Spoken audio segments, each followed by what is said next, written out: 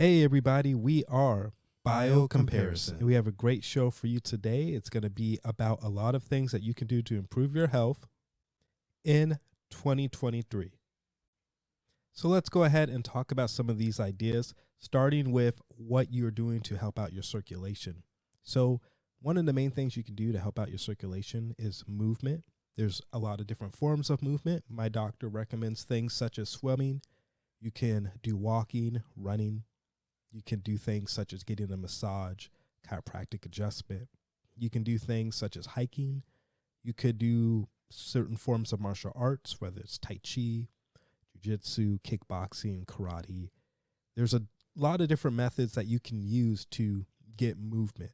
What you're going to want to do, though, is have a plan and a system, hopefully some sort of mentor that can help guide you while you are partaking on your journey to get more movement going, more information for your body, ways that you can really thrive in an environment of change when it comes to movement. So you're going to have a pre-care and post-care plan together. So that should include ways to hydrate yourself, replenish yourself as fuel, and also recover in a form of rest. So keep that in mind as you plan to increase the circulation to your body, get more movement. This should help out in the anti-aging process. And that's what we talk about on this channel, since we are talking about different types of biohacking. Movement's going to be a key in your efforts to stay feeling pretty young. It's something that I'm going through myself in my efforts to stay young, feel refreshed. I'm starting to feel the effects of aging kick in. And my mentors, my doctors, my educators are telling me to do all the things I already know what to do and also more. And that starts with movement. Next thing that you should look into revolves something that we know, which is hydration. We know that hydration is a huge key to moving blood and oxygen in our body, replenishing our cells. So hopefully you don't take for granted the ways that you can hydrate yourself. There's a lot of different methods that you can use, whether that's consuming lots of fruits and veggies that have hydrational properties that are going to be effective for you in the form of vitamins, or simply just drinking water, keeping an eye on things that are going to dehydrate you, certain foods or drinks such as coffee, getting too much exercise without replenishing yourself, being in specific amounts of heat. I like to take in a lot of far infrared heat, which is very helpful for the body. It's got a frequency-based level of healing that can be useful to help the cells stay at specific frequencies that can really induce a lot of healing elements, kind of like when we sleep, we get there. That's helpful, but a lot of times that far infrared heat could leave me a little bit detoxed, so it's healthy for me to make sure I hydrate. Also, there's a world-leading doctor that says far infrared and water actually take water to a more effective, more efficient level of consumption, so they blend very well together. So hydration and water is going to be very helpful and benefiting to you in a numerous amount of ways, but definitely in terms of recovery, in terms of anti-aging, water is going to be very beneficial. And we have a video on the channel about water, breaking down some of the main benefits that you're going to get from water and the different types of water. So make sure you check out that video. It's on the channel. It's also in the playlist. So please give it a shot. Okay. Now we are going to go into the next item that you should really be focusing on. We're going to try to spend some time here, and that's going to talk about sleep. Sleep should be arguably the biggest thing that you make a priority when it comes to health and biohacking.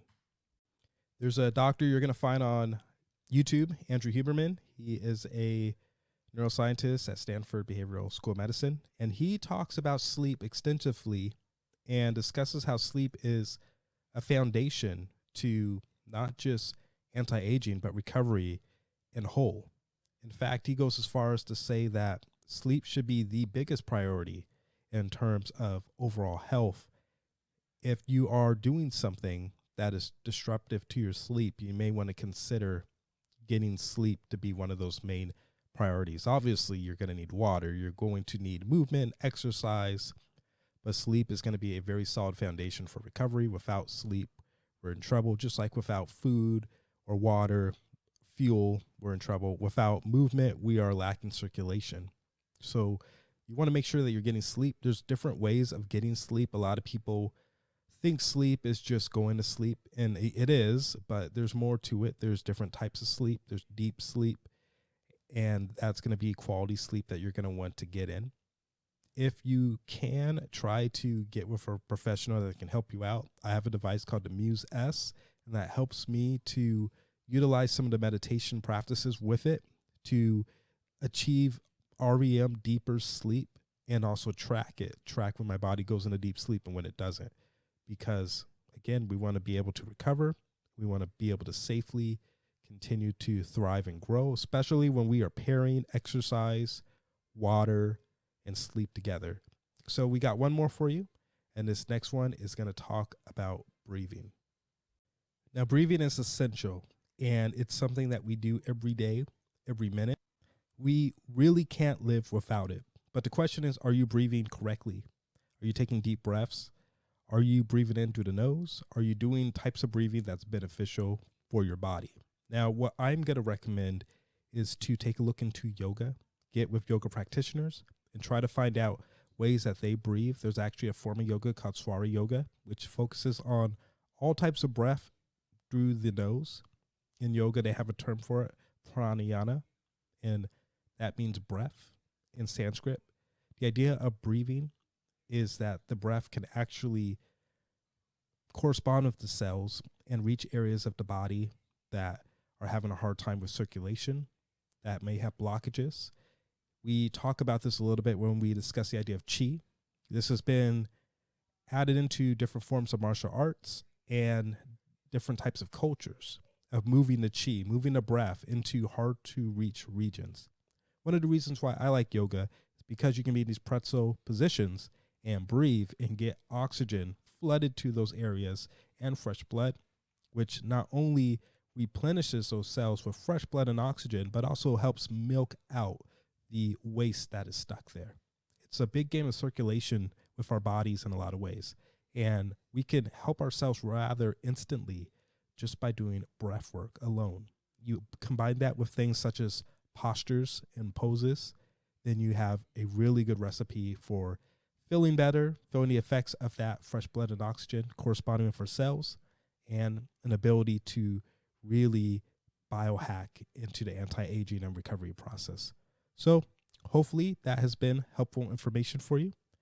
If you like this video, please leave a like, comment, subscribe, and hit the notification bell. We'd love to also talk with you. So in the comments section, feel free to ask questions. We will have more information about ways that you can biohack for your benefits. We have a lot of fun making these videos, and we want to make sure that we have a great community. So make sure that you are leaving your questions in the comments. And thank you. Please be well. We'll see you on the next one.